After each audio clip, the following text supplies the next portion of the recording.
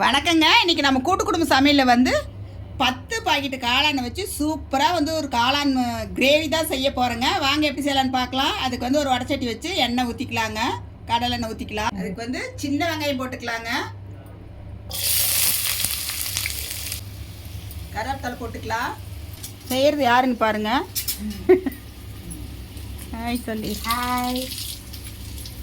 சமையல் வந்து அக்கா தான் செய்கிறாங்க, நான் வீடியோ எடுக்கிறேன். பாக்கெட்டு காளான் வந்து எடுத்து பாருங்கள், சுத்தம் பண்ணி இந்த மாதிரி பொடியாக அரிஞ்சு வச்சுருக்குறோம். வந்து ஊட்டி காளான் நான் வந்து உள்ளுக்குள்ளே வந்து கருப்பாக இருக்குது இல்லைங்களா, அதெல்லாம் கொஞ்சம் நாங்கள்லாம் எடுத்துட்டோம் அந்த கருப்பெல்லாம்.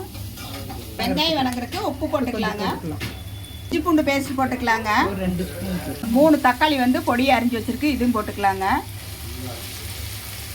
வெங்காயம் வந்து நாங்கள் 1/4 கிலோ போட்டிருக்குறோம்.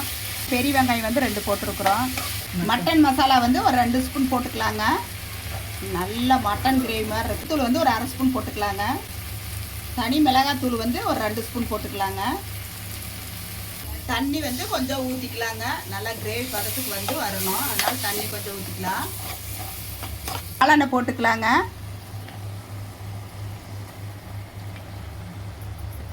இது வந்து நம்ம வீட்டில் அரைச்சா குழம்பு தூளுங்க, இது வந்து ஒரு 2 ஸ்பூன் போட்டுக்கலாம்.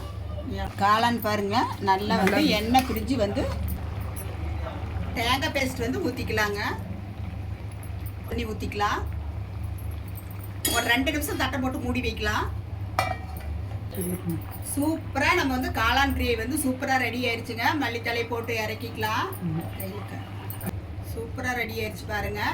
நாங்கள் வந்து 10 பேர்த்துக்கு வச்சுருக்குறோங்க. 10 பாக்கெட்டு காளானை போட்டு சூப்பராக வந்து காளான் கிரேவி வச்சுருக்குறோம். எல்லாரும் வாங்க சாப்பிடலாம் வாங்க. நீங்களும் வீட்டில் செஞ்சு சாப்பிட்டு பார்த்துட்டு எப்படின்னு சொல்லி சொல்லுங்கள். எங்கள் வீடியோ பிடிச்சிருந்தா லைக் பண்ணி ஷேர் பண்ணுங்கள். நன்றிங்க. நன்றிங்க.